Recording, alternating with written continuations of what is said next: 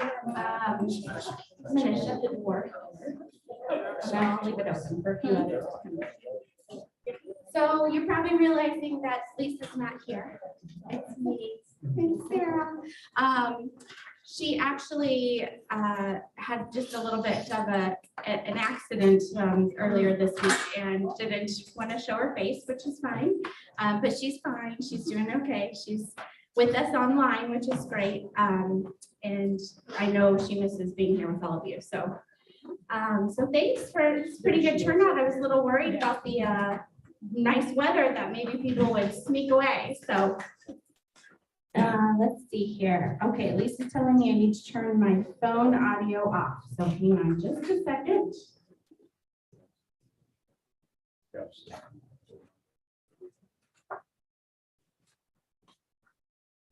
It says no audio.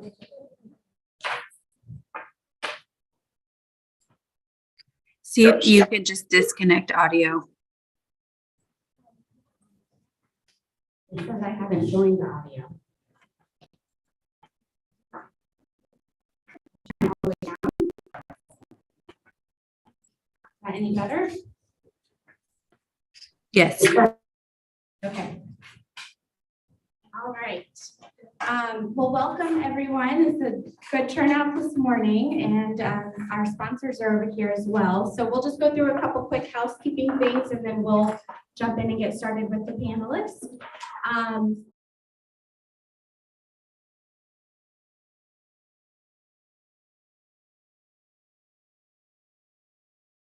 Owner and founder of Indy Real Estate Experts, and she's telling me that my audio is still really bad. I don't know. It could be the microphones being close together, potentially. I don't know. Still echoey, Lisa? Yeah, I turn this off, see if that helps. Is this one?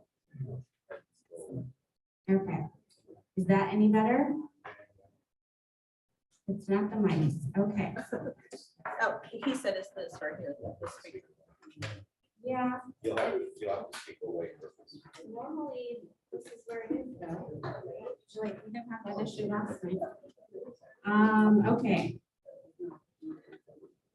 Sorry, guys, hang tight. I can try a different stereo mix, maybe.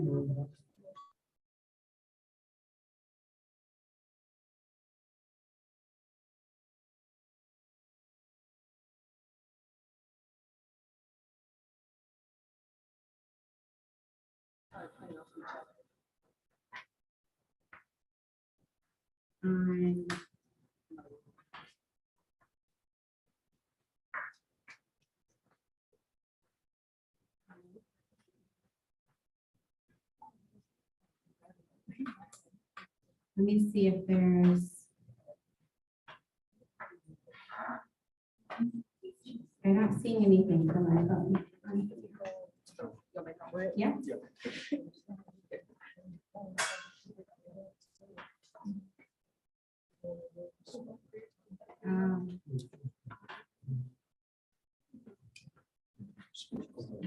Can I do it from my phone? Okay, we're going to try one other thing on the phone here. Sorry.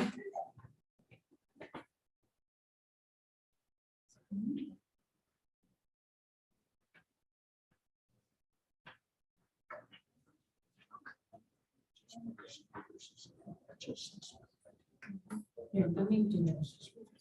Is that any better? Any better now with the sound? Yeah, I think it's better. Okay. Yeah, it wasn't connected, but still something weird. I don't know. Okay, well, we're gonna go with that. So, housekeeping things. If you are online, joining us online, the mics and cameras are muted and turned off. This camera here is looking at you guys, but we also have an audience camera over here that sees the audience. So the camera is one of your attendees there. So if you are on the phone, you can do *6 if you have any questions, or use the chat box if you're on your computer. Let's see. The next Indy Senior Living Series for next month will be May 11th. So mark that down. It is physical health for seniors, specifically after a diagnosis. So we have a couple of people that will be here that are that do exercise and that kind of thing specific to certain diagnoses.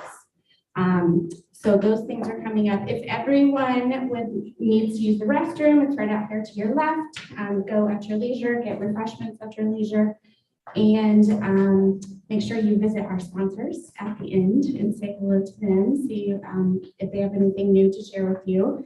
And other than that, I think we'll jump in and get started. So our topic today is building, buying, remodeling, or renting. And what does that look like? Which is probably going to be different for every single one of us. So it's a pretty broad topic, but we'll try to narrow in and answer questions. We left the questions pretty general because we want to hear what your questions are on these topics. But I will let our panelists introduce themselves and just tell a little bit about your background, what kind of brings you here today, and then we'll jump right in. So I'll let you start, Patrice. Good morning, everyone. My name is Patrice Richardson, and I am the founder and CEO of R&M Partners. And you're probably wondering, what the heck is that? R&M Partners, I am a operations consulting firm and aging in place specialist. What that means, I have a senior living background. So I'm by trade a senior living administrator. And as far as aging in place, that varies depending upon where you are. So I'm able to help you navigate that journey if it's to remain in your home or if it's to transition to assisted living, independent living, or memory care, whatever that may be. So that's kind of the partner that R&M Partners will be. And we are in Indianapolis as well as the Illinois area. So I'm able to travel, and I have some information as it goes around there, as well as I'm a facilitator with the National Council on Aging for their Aging Mastery Program. So I would love to talk to you about that as well. And I'm happy to be here. Thank you. My name is Tom Hendrick. I work with Hallmark Home Mortgage. I am in home lending.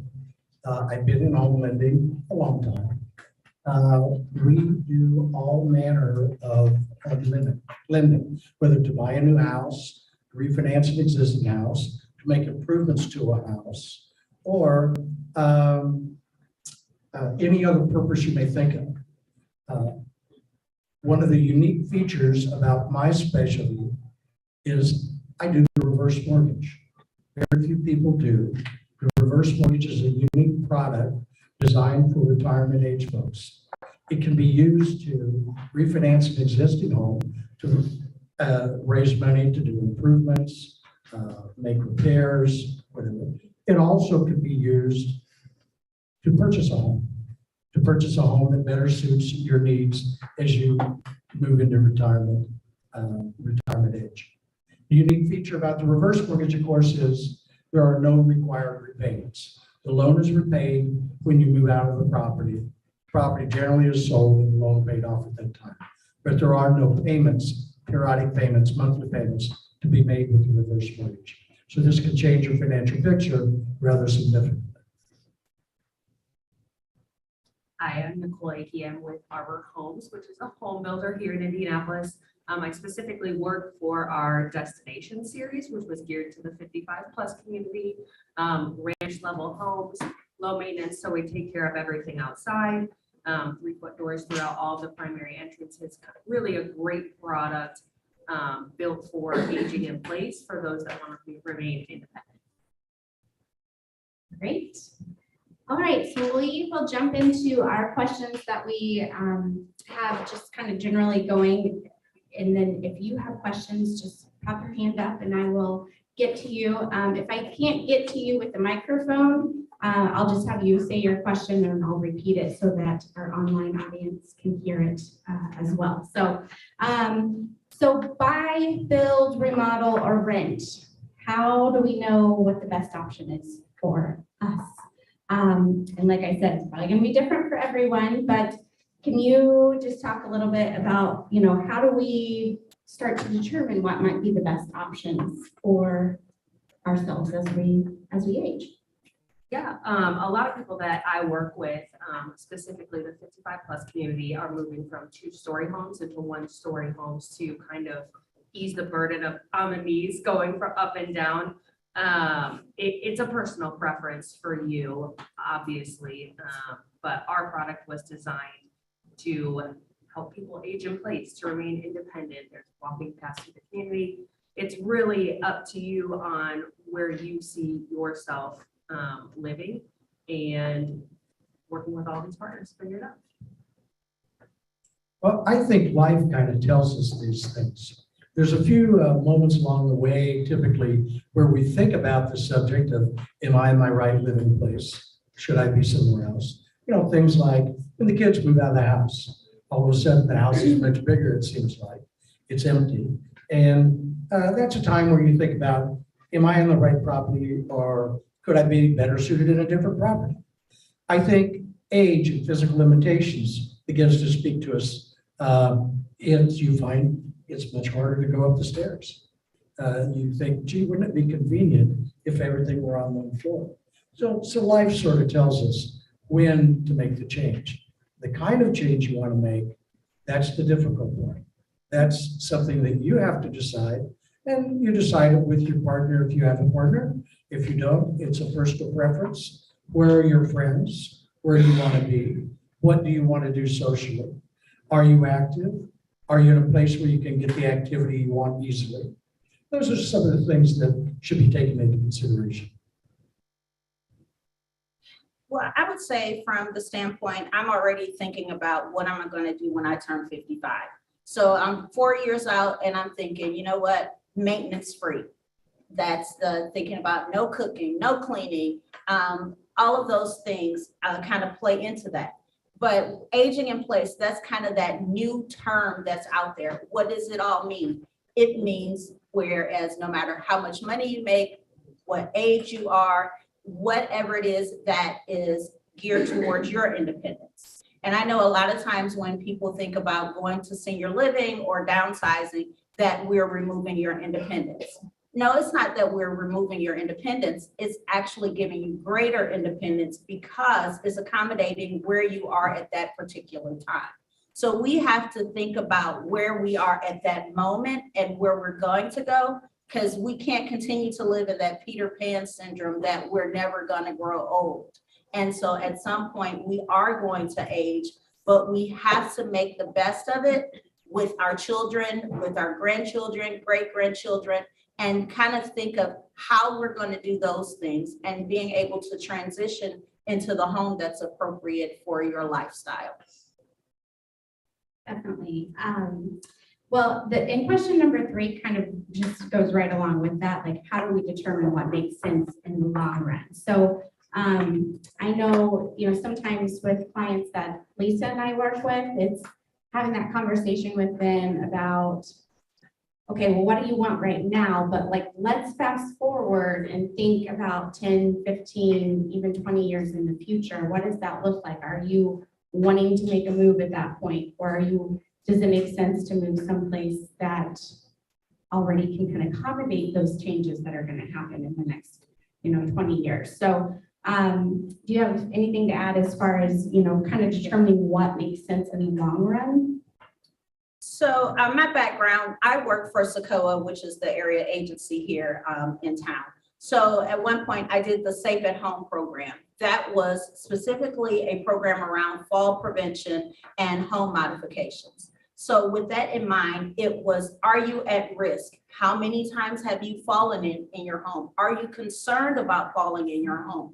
And so that's when you kind of decide, do I need to modify my bathroom? Do I need to widen a doorway? But the other piece is, will your home accommodate that?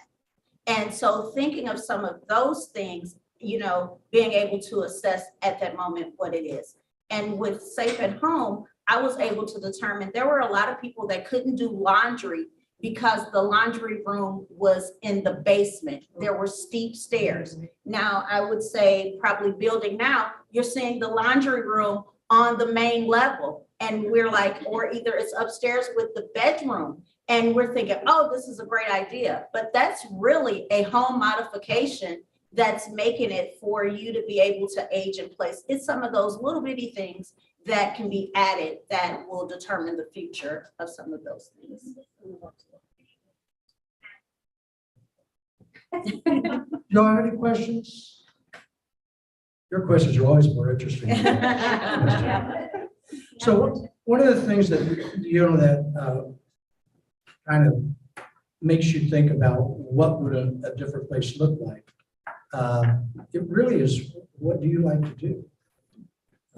I have many clients who resist moving. They want to age in place. They want to stay where they're at, familiar surroundings. So that's a modification, as Patrice was talking about. And it's relatively simple. There's a whole body of thought called universal design that is all about modifications to existing homes to accommodate different physical needs. Just as a couple of examples, the obvious, a wider doorway. Like Nicole was talking about, they have a 3-foot doorway. That accommodates a wheelchair. Somebody who's wheel-bound has particular needs. Universal design says the light switch and the garbage disposal switch should not be on the backsplash. It should be on the edge of the counter so that you can reach it if you're chair-bound. Another idea, if you're chair-bound, who likes those ramps? You know that you can just re-landscape your yard and change the elevation of the sidewalk so that the elevation ends at the threshold of your doorway. So what you have is a ramp, but it's actually a sidewalk that just gradually comes up to the proper level so you can wheel in and you don't have that wooden ramp. Those are just some of the modifications that were made. But will my existing home accommodate my needs, what I want? Or should I look at something else on the market? The point about the light switches and being able to reach those things are things we take for granted when we don't have to think about it, and so, yeah, great point bringing that up. Well, they took all my talking points because we do have all those features in the homes we build.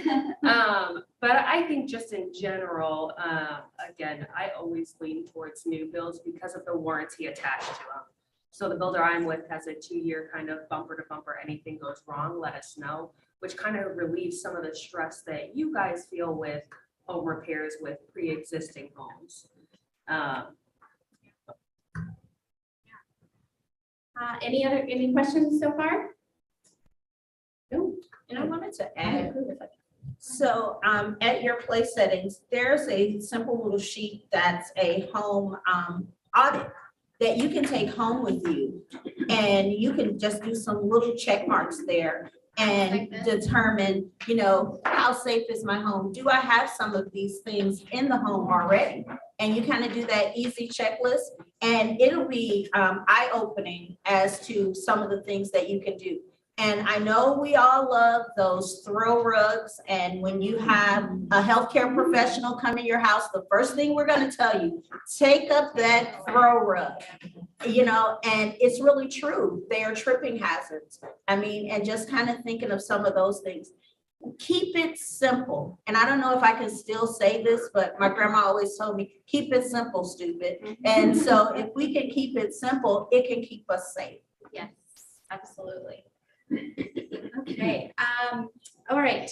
So I know, Tom, you kind of touched on this in the beginning, but can we use the equity in the home to remodel? And what does that look like from a reverse mortgage standpoint? Sure. When people go through exercise with their financial planner and they sit down and they start listing all of their assets, one of the largest assets most families have is the equity in their primary residence. But that's a tough kind of asset. It's a hard asset to put to work. How would you use, or how could you use the equity in your home?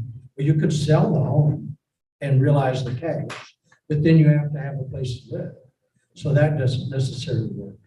You could go out and make a loan, like a HELOC or refinance, take cash out, but with that, let me see, I'm retired, my income's less, I'm gonna have to qualify, and oh yeah, that loan is gonna end sometime, and I'm probably gonna have to pay that back.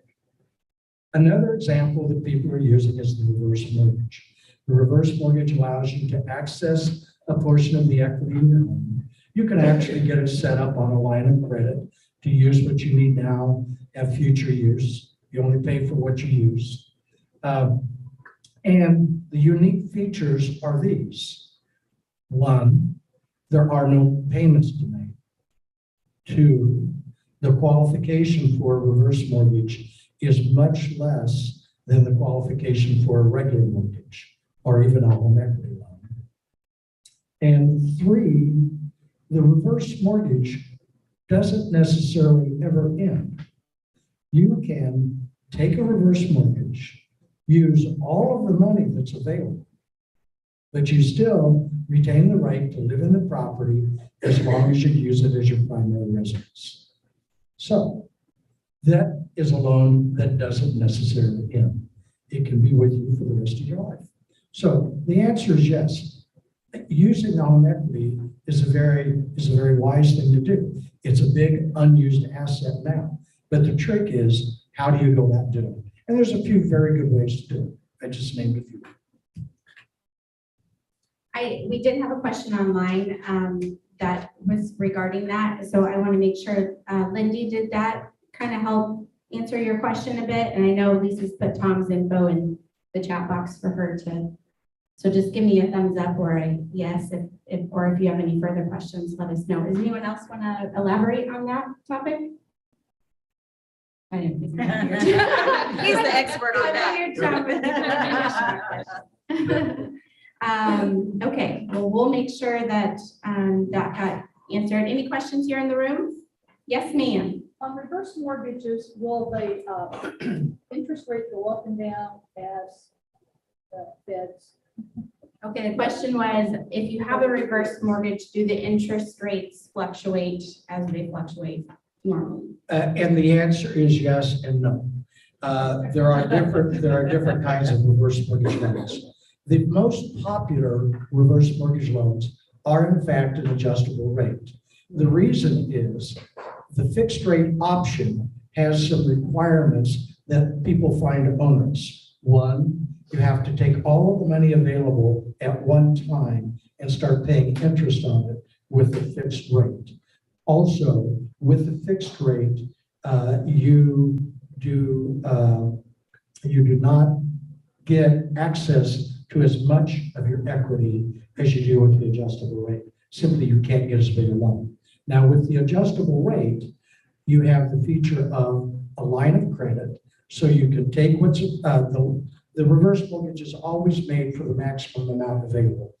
You use what you need and you do pay interest on that. What you don't use remains in a line of credit for future use. Okay, so you have future accessibility with the adjustable product. The adjustable feature in the reverse mortgage is less concerning than it is with the forward mortgage for this reason. There is no payment being generated. The problem with the adjustable rate mortgage in a first mortgage in a normal situation is the payment goes up and down. Because there's no payment with the reverse mortgage, you don't have that effect. So the adjustable rate feature is less of a deterrent in the reverse mortgage environment than in the forward mortgage environment. Did I answer your question? Okay, we have another one here in the front. I'll let you. Can you explain how you can use a reverse mortgage to purchase a new home? Yes, excellent question. My personal preference is that is the best use of the reverse mortgage. And this is a typical example. So you have the house that you raised the kids in, the big 2-story house, and it doesn't really suit your needs anymore. So you want a house better suits your needs. What you do is this: you sell the existing property. The proceeds that you receive, you can use all or part of it as a down payment on purchase of the new home. The difference is made up with a reverse mortgage. Okay. Now, the way that actually works is You get pre-qualified to see how much of a reverse mortgage you qualify for. And then the difference is what you bring to closing. Okay, a couple of examples. One, so you sell your existing house, you've got so much money. Okay, you could go out and buy a house for exactly that amount of money and never had a payment. That'd be great. But chances are you're not going to get the house that you really want. So use part of it as a down payment, a reverse mortgage for the difference, get the house that you really want, and live out your days in the home you really like. Or another example, say you sell a house and you get quite a bit of money from it. Rather than take all of that money and apply it to the purchase of a new home, use part of that sale proceeds as the down payment, reverse mortgage for the difference, and now you have money to put into your investment accounts where you can earn more money on it. You're saving part of the proceeds from the sale of the existing house. A couple of examples there. Does that answer your question? Yes. Great. I hadn't really ever thought about that, so that's okay. Question? Oh, yeah. Yes, I have a ma'am. question. If the owner of their current house outlives or lives longer than expected, what happens when what they owe exceeds the market value? Okay, good Thank question. you. So I was gonna say, the question is if the existing owner has a reverse mortgage and they outlive or what? Live longer than Yeah, expected. live longer than expected. The balance Um, increases over the value. Yes, in the balance of the reverse mortgage is more than what the value of the home is, right? Okay. Excellent question. Thank you for asking that. First of all, you must understand that a reverse mortgage is a non-recourse transaction. What that means is if that situation ever existed, and it won't, I'll tell you why, but if that situation ever existed, the borrower is not personally liable for that deficiency. That is what non-recourse means. The deficiency does not fall back on the borrower's estate, or the heirs. It's a non-recourse transaction. Now, this is why. Reverse mortgages in Indiana are FHA insured loans.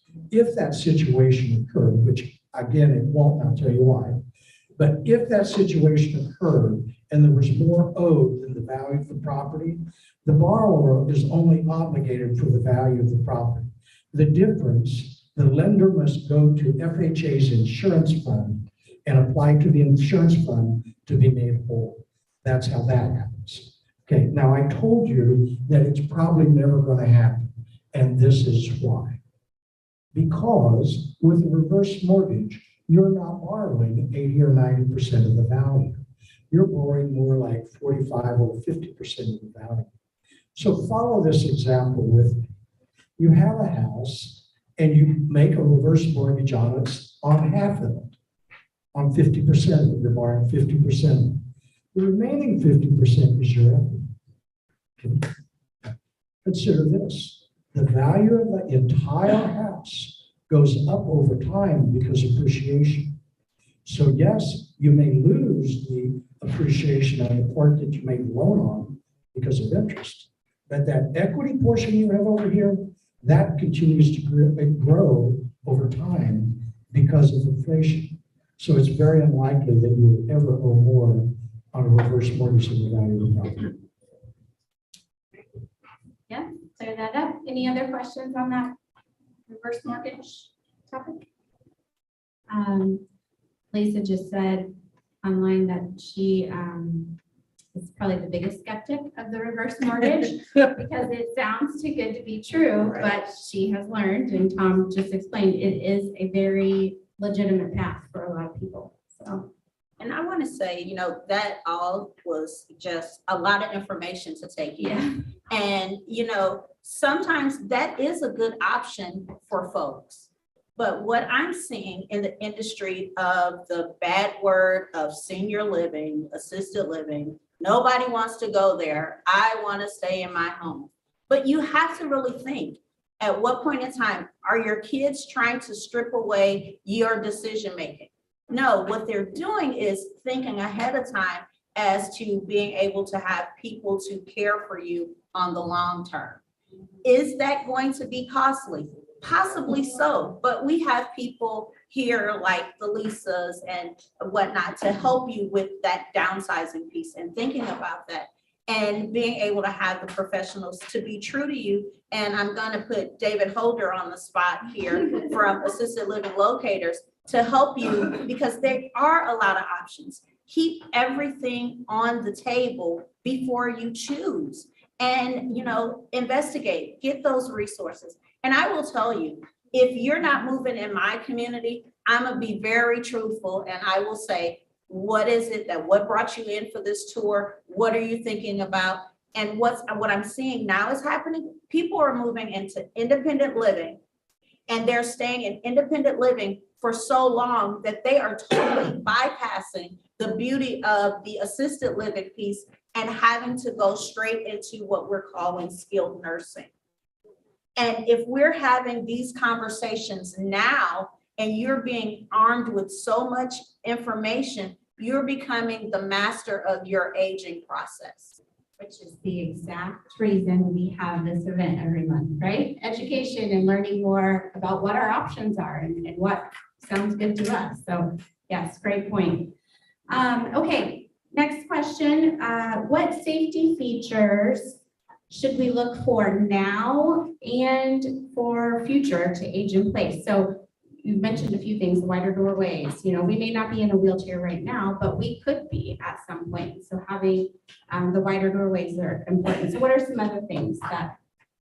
I know in some of the older homes, they were beautiful, and I'm gonna age myself, back in the 70s, the glass shower doors. Everybody wanted the glass shower doors. Those are a nightmare. Imagine 80% of the falls occur in the bathroom. And if you have glass shower doors, that just creates a greater injury. You can start there, removing the glass shower doors, remodeling the bathroom, some of those things. Those are some of the easy safety features that I think you really should look at. Take a look at your bathroom and how safe your bathroom is. Absolutely. In addition to bathroom, toilet, etc., grab bars are very important on those, not only for right now, but as you age. I'm obviously not an expert in aging, but it is the demographic that I normally serve, and those grab bars are huge, even for, making sure that you don't fall in those situations that are normally humid, wet, etc. And I want to add about the grab bars. You will want to go to Walmart and buy the adhesive grab bar that you can just stick on the wall. That's a hard no. They don't work. They don't work. You want to make sure that there's a stud behind the wall. And we could think about multiple ways of thinking of a stud, but having that stud behind the wall when you apply that grab bar, you really want to think about having a professional to install that grab bar because it could be dangerous. And the grab bars are not ugly. No. You can hang a towel Yeah. and they look like a towel. We don't want to promote that. This is true. So this is a good point. Lisa says, so what are some of the things that we can do? Okay, to make our home accessible, but also maintain or revert back to the features that buyers will want in the future? Because I know that comes up where we maybe make some changes to the house that are, they just may not look as aesthetically pleasing as we would like with some of the, what's the bathtub that has the door that you get in and, not everyone's really going to want that when they come to buy your house. So what are some of the things that we can do that will help us age in place, but also are easily able to revert back? And somebody's probably going to get me for this one. I would say opt out for not getting the walk-in tub. The showers, they can be more appealing, and you can have the showers because, again, that's accessible for you and a caregiver, a shower chair, and being able to take some of that stuff out. So go with the more glamorous looking shower. A lot of times there aren't bathtubs, or if you're going to get a bathtub, to make sure it's one of the nicer ones. But I would not necessarily go right into the walk-in tubs versus the showers. And also some of the things that are the trash cans. You can have the trash cans that are in the drawers now, that's accessible. You can have your kitchen that way. Having the microwave doesn't necessarily have to be up top. You can have a down low microwave. So some of those things, looking at how the refrigerator, having the double doors on the refrigerator. There are several things that are aesthetically pleasing nowadays because you'll be surprised walking into the home. The door levers, actually just having the universal lever on the door, the rocker switches. So all of those things are still aesthetically pleasing that you may not necessarily have to change. And it's kind of that universal design that's accommodated. Yep, I would agree Does with that all of that. answer? Yeah. Yeah, any other input on that? Absolutely. I mean, those, yeah, those are the things I did have a client not too long ago that had one of those walk-in tub things, and the kids were kind of like, okay, we know no one wants to buy this house with that. So what do we do? And they were actually able to sell it. So we had someone buy it. So yeah, I know there were some questions. Well, I was just gonna say, a friend of mine said she thought she had to have one of those walk-in. But the problem was, you have to wait till all the water drains. I can't do that. So that's why I don't recommend them. Yeah, so the comment was the walk-in or the tubs with the door, they seem like that would be so nice, right? But yes, the point is you can't get out until the water drains, so you're just sitting there freezing. So yes, I think you had a question first and I'll get to you. About what Tom said about the grab bars. The grab bars, Yeah, yes. I didn't want them because I didn't want to be old, even though I am, Yeah. So I have a towel rack that is very decorative that you wouldn't know is a grab bar. Yeah, Yeah. they do So- make grab bars that look And that way, very you pretty now. sell your house and you sell it to someone young, they don't know it's a grab bar. Yeah, they make the grab bars in all the different finishes these days, so you can match them to your, whatever your faucets are, that kind of thing. So just make sure you're actually buying a grab bar and not a towel bar. That would be my concern. So And, I wouldn't be, getting old is going to happen, but it's about how you embrace it. And us embracing it and whatever that lifestyle is for us. I'm actually happy to say a lot of times how old I am and me working in the industry that I am. I haven't had to put my mom or my grandma in an assisted living community. But by golly, I will be that advocate for your family member to make sure that they get placed in the right place if they're not able to be cared for at home. Because what we're thinking about is staying at home until it's so late to where our care and the cost is so expensive. And if you go early, you can enjoy life much longer. And it's not taking away your independence. You can still drive, you can still go and come however you want. Then it's the ability, sure, is it costly? Yes, it's as costly as trying to stay at your home, having a housekeeper, having maintenance, having those things. But if you can, all of these options that we have here are doable depending upon where you are. And listen to your kids. I mean, they really want the best for you. yeah. Okay, we have a question here. Not a question particularly, but there are different sizes of stools, and the taller ones are much safer with a grab bar there. Yeah, they definitely, I think even the standard toilet these days is actually higher than it used to be. They are.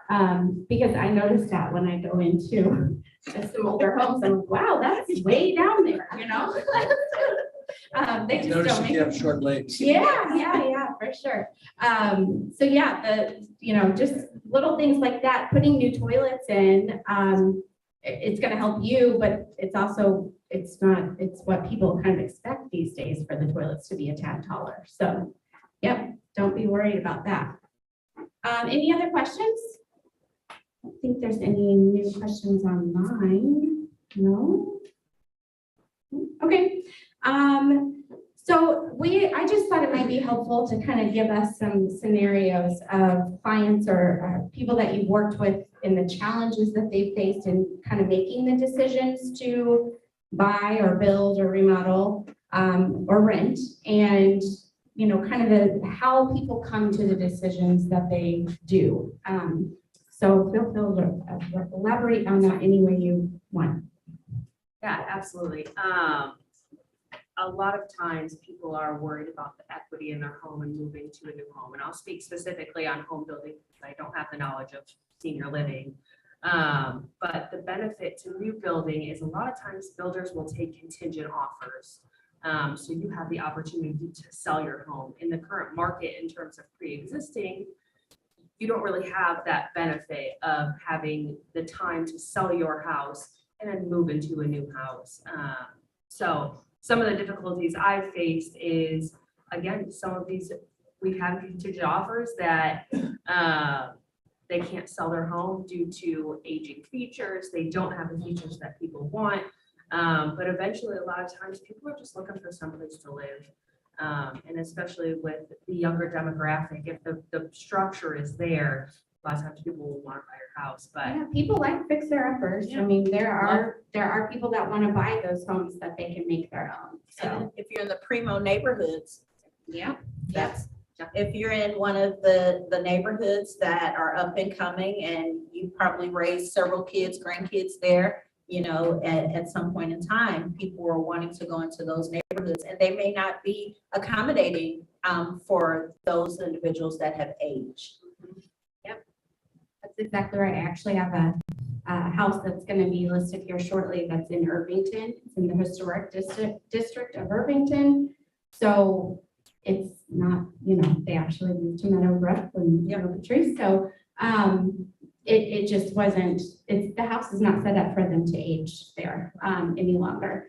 But it is a house that I know a lot of younger people are going to be waiting to snatch up. So, yep. One of the things that I see that troubles me is that people wait too long sometimes in order to really address their financial situation and as it relates to aging. Look, we all go through the same things. As we age, our income becomes more fixed, although our expenses continue to increase. Milk goes up, gas goes up, everything does. Eggs, thank you. That occasional steak. So what happens is you get gradually out of balance in your income. And people don't address that soon enough. I have people come to me sometimes and they have deteriorated in their financial, in the credit side, in their financial status. They've deteriorated to the point where we can't really help them anymore. So my urging is this: investigate what some of the options look like. Visit an assisted living place. Look at what it would be to use some of your equity. Talk to somebody about, well, what would I get on a reverse mortgage? You don't have to do anything, but at least you know about it. And before your situation deteriorates to a point where you're going to be forced into doing something you don't like, look at the options beforehand. That's all. Yeah, definitely. Did you have anything you want to add about, just how people decide that they are going to buy? I know a lot of times people have been in their homes for many, many years, and the thought of building is scary. Yeah. So, or they've never done it. absolutely. Yeah. So I have the benefit of working for a builder that not only has quick move-in homes, but as well as buildable. So you can build it to your specifications. But we also have homes that are brand new, warranted, et cetera, that you can have the time to sell your house and know that you have a house to move into afterwards. One of the biggest things when it comes to building is that do you have enough time between selling your current home and moving into the new one? Or do you have the equity in order to get a reverse mortgage and build your second home in the process? And I just think it's a great option. If you're trying to maintain your independence, but you still want to be around social people, if you want to garden, you know, if you want to walk around the neighborhood, have grandkids over. Our houses are specifically designed so that you can age in place gracefully, as well as still entertain family and feel like it's your home, but be safe in the process of doing it. Yeah, and I think are most of the communities, Nicole, that you're talking about, there's like the no maintenance. So you're not doing the lawn work. And I mean, those are all things to consider. It's not just can you live in your home, but can you maintain it from the inside and the outside as well. So just having some of those no maintenance options available. Yeah, so a lot of low maintenance communities, and it's not just Arbor Homes as a builder, but a lot of them have low maintenance. It's a relatively low fee. I know in my neighborhood, it's $121 a month, which is what you would basically pay someone to cut your grass anyways. And so we cut the grass, do the fertilizing, do the pre-emergent for weeds. There's a irrigation system, so you don't have to worry about dragging a sprinkler out to the yard in those hot days, as well as trim the trees, bushes, and then snow removal up to your front door. I mean, that's the most hazardous situation out there. And a lot of these places will just do your driveway or just do the street. But we take the extra step so that you can get from your house to your mailbox, from your house to your car, etc. Yeah, so no maintenance and there's no removal up to your front door. That's huge. And just from a standpoint of maintaining a home, I mean, if you aren't doing the regular maintenance things that need to be done, in the long run, you probably you're just eliminating some of the funds that you could get when you sell, because it is going to need so much work. So did you have a question? Yes, did you have a question? No? And I wanted to add about, when you think about moving, it's I have this hutch that I've had for 40 years, and I want to take that with me. I'm not going to move into a one-story home. I have all this stuff in the garage. I have pictures from this time to that time. When you think about your day, see where all of the items that you use on a regular basis. 9 times out of 10, they're within an arm's reach. And you probably haven't dusted off that china cabinet. Do you really need to take it? Probably not. Do you have 12 sewing machines because you're into quilting? You probably do, but when's the last time have you fired all 12 of them up? And so think of those things when you're truly thinking about downsizing. You really don't have to take all of that stuff with you. Sure, there are memories, but you can make new memories in a home that's accommodating you where you are right now. So keep that in mind. Try not to carry all that old baggage with you and try to make new memories. Preach that. I have another point I'd like to make. Yes, please. And I hear this often. I'll talk to a couple of them, say, oh, well, I want to save our house for the kids. You know, the kids don't really want to move in your house. The kids already have a house they want. So don't fall under that delusion. Honestly, use your house for what you need for the rest of your life, or find one that does suit you better. But don't save it for the kids, because they either have the house they want or they soon will have the house they want. And it's not always. Or they're already helping you maintain that house. Yep. And they don't necessarily want to do that either. I would say if you have a house with acreage, speaking as someone that has older parents, keep it for your kids. But the acreage. If you've got a lot of land with the house, maybe that's not the best route, but yeah, for sure. Questions? Yes, sir. I'll let you take the mic. Yeah, one of the questions I have is for those of us that are looking to possibly remain and or remodel.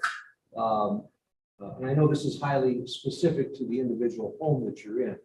It will differ, or differ with anybody or everybody rather.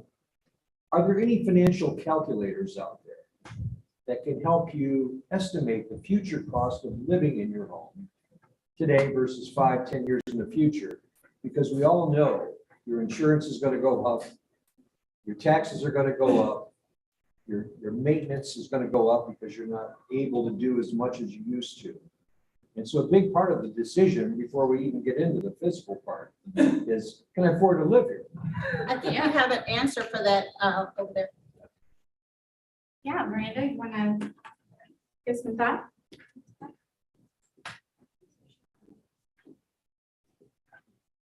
I am an Illinois law attorney. And if you have a financial advisor, they typically run those reports. Since I am always interviewing financial advisors to figure out which ones to pick for my clients, you can see all of those cool programs. And it's phenomenal how some of them can project all of that out. So I just want to. Yeah. Now, that's a good point. If you have a financial advisor, they can usually do that for you and show what that looks like. Does anyone else have any thoughts on that? I always have a thought. A quick answer. And this is a good exercise. List all of your expenses. List your utilities. List your insurance. List your home or your property taxes. List all of those things that you do. List how much did you pay the landscapers last year? How much did you pay for snow removal? How much did you pay for all of those things that you spent to stay in the house? Add all of that up. And then for every successive year, add about 5% to it. You'll come close. Yeah, and there, I can't give you like the name of the website off the top of my head, but I know online there are some comparison, like pro con sheets where you can write in those things. So I know when I used to work in an independent assisted living community, I actually had the sheet for people to write in, what your rent was going to cost and everything that was included in that, and then what you would pay at home for your groceries and your gas and your, food and, well, that's groceries, but maintenance, those things, and you can see the side-by-side comparison of what you're really spending. And you'll be surprised. The number sounds huge when you go to different communities and they say, oh, it's gonna be $3,000 a month. And then if I need care, it's gonna be another $1,200 a month. But you can move in assisted living and not have to pay for care. You can still go and thinking about it. And I'm not pushing you one way or the other, but it's just know all the information because medication management. Are you able to manage your meds the way that you had previously? I mean, you want to think so? Do you have a lot of expired medications? I mean, talking about and thinking about all of those things, because when I used to be a sales manager for senior living. And so when I would go in to do assessments and I would ask someone, can you give me all of your medications or what medicines do you take? When I talked to them on the phone, they told me they only take 3 or 4. But when I go into their house to do the assessment, we got it all lined. They bring me this tote and they set it on the kitchen table. I had someone bring me a laundry basket. Yes. Full of medications. And I'm like, okay. And that's because you think I have a headache today and I had these medications from a year ago, so I'm going to take that for my headache. I mean, those are some of the things that coaching and education can help you in determining some of those things. Yeah, I kind of thought I was gonna, I forgot it, so maybe it'll come back to me. I think it was along the lines of, doing the comparison on,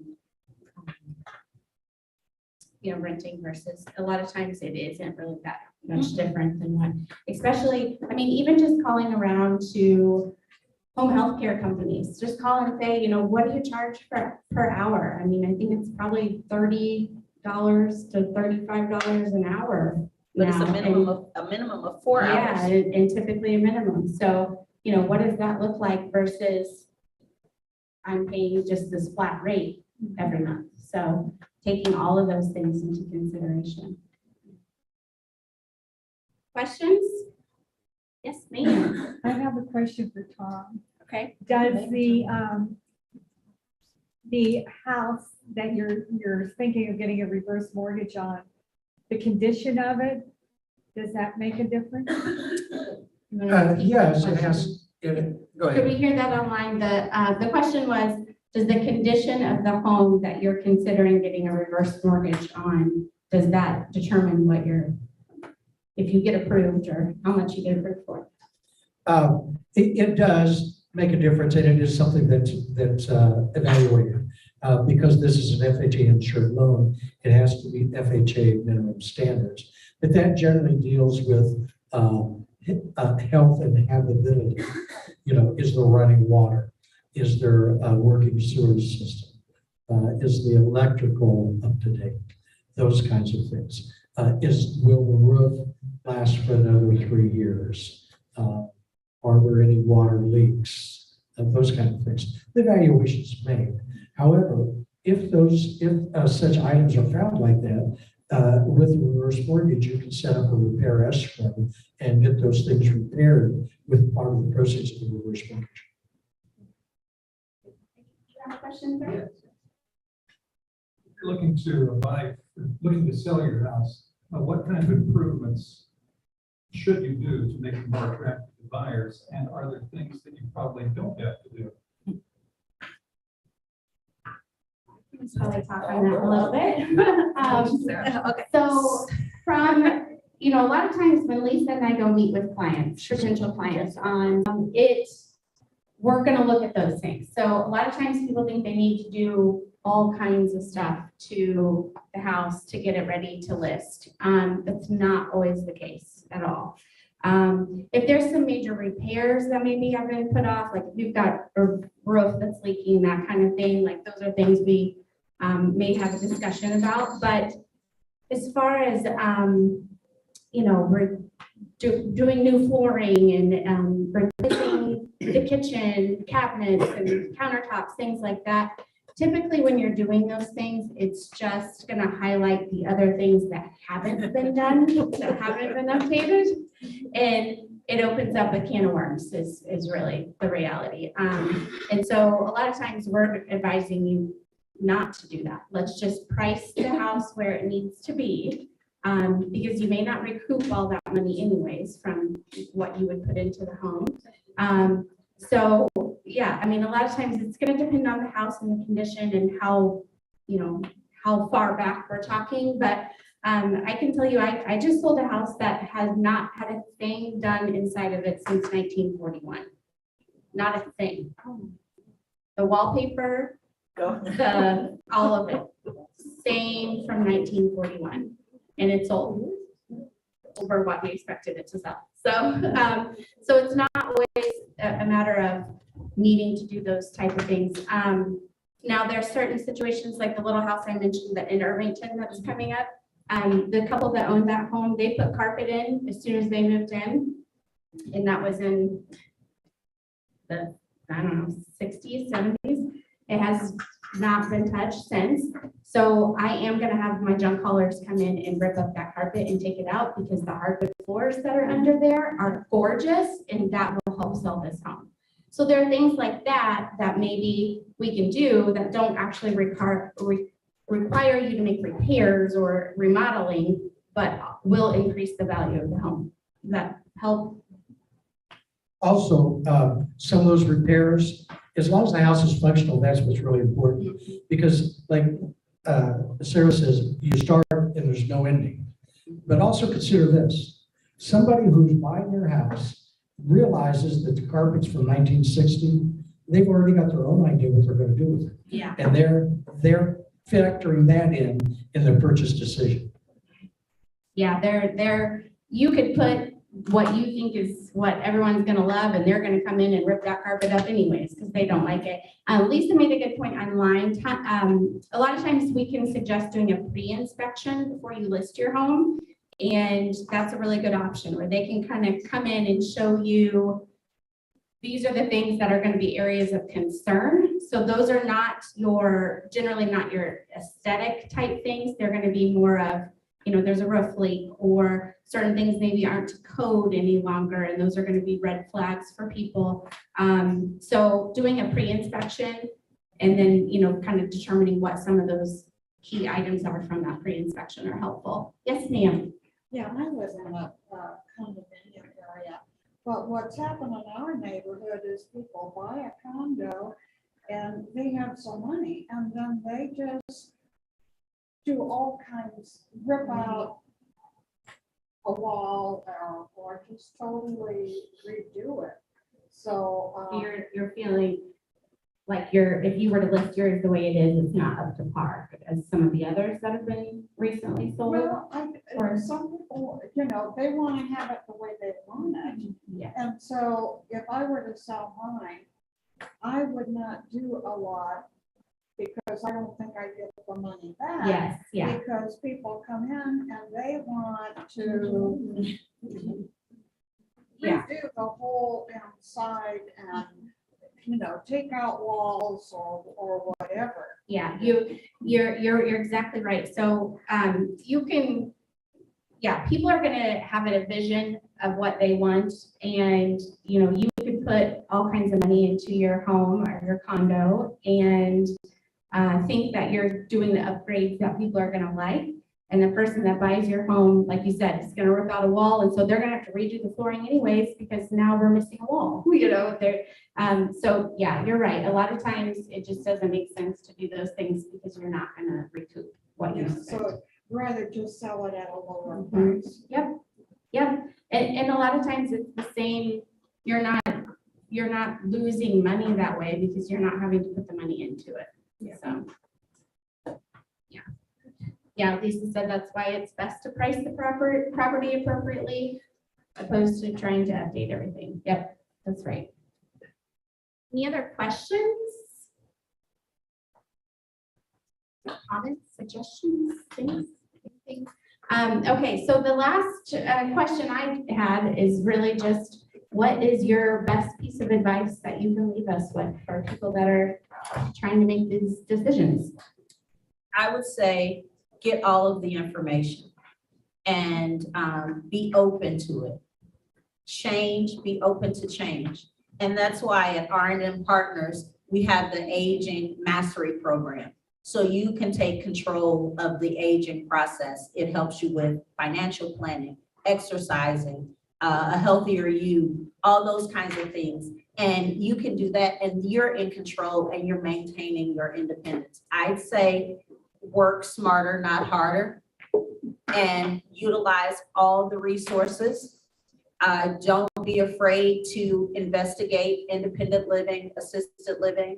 If you're a caregiver, look at getting some support to help you to care for that loved one.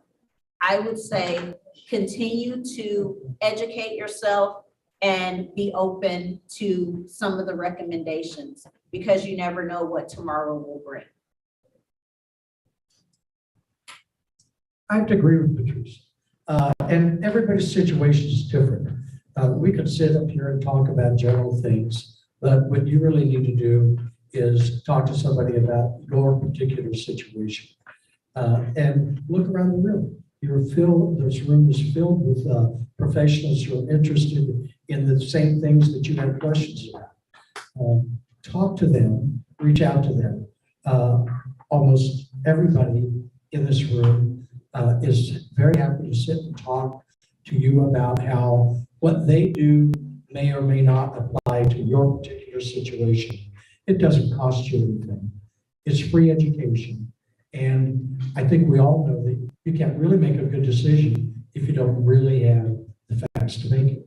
So talk to some of the professionals around the room and just see how it applies to your situation. You may need to catch them separately, take their phone number, call them.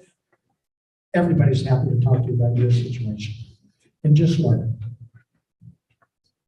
My advice would be find good partners that you trust, be curious, but also be patient.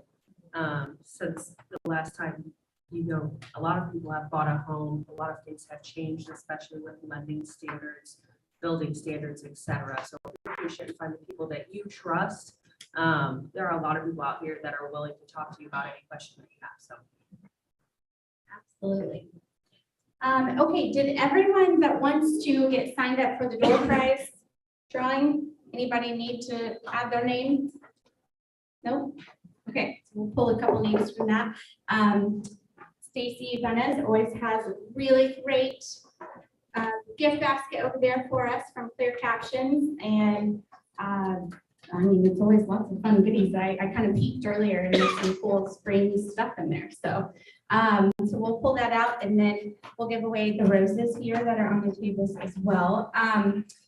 Couple just quick things on the sheets that we had today. There is the sheet that has all the sponsors listed and their contact info. So take that with you. They're over here.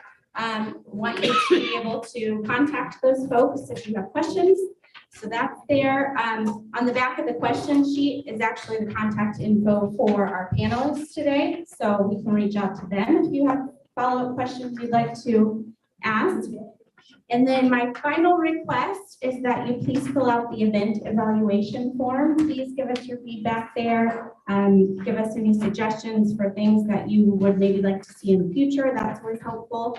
I think that's it. And I'll have the panelists here pull some names for us. So we'll do the gift basket first.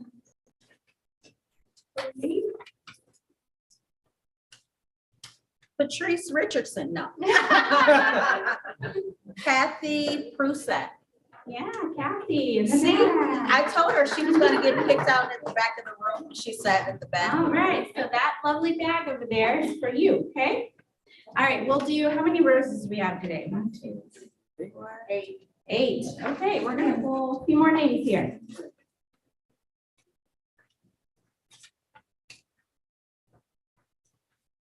Risa Stockton. All right, so you can just take the rose from your table. Roger Fetcher. Okay, All right, you can take the one from your table. All right, there's 2. I'll keep going. Jim Ellers. Jim. All right, Jim. Okay, do you have a flower in your, yep, there you go. Back to pick a separate table. No, we can steal. There's no one sitting at this one, so. Dottie Renner. Dottie. Well, you will another name. Dottie wins every month. Dottie Renner. Oh, I see how she wins. Sue Devane. Sue, you can grab one this front table. How about that? Right. All right, how many is that? We'll pull 2 more. Phil Boer. Phil, There we go. you can take a rose. All right, Patrice, one more. Okay, one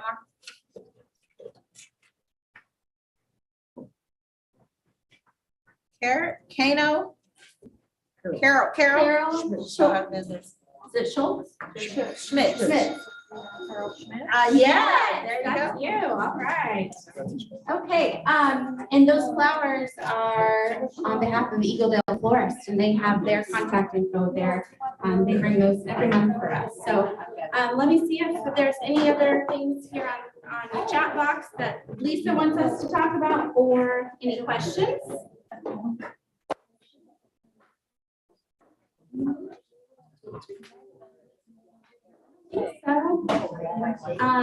Okay, I think we are good. We will hopefully see you next month. And if you have any questions or need to talk with anyone, just grab them on before you head out. Thanks. Ladies. Tom, such a pleasure. You won the crowd, Tom. I know you really did. Yeah. If you have your evaluation forms, you can those up here to the front for me. That would be great. I do. That's Thank so you. smart.